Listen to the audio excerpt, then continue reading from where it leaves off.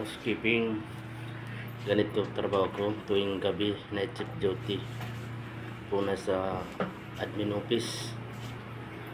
At tapos dyan, mamaya elevator operator lang naman tayo. Housekeeping.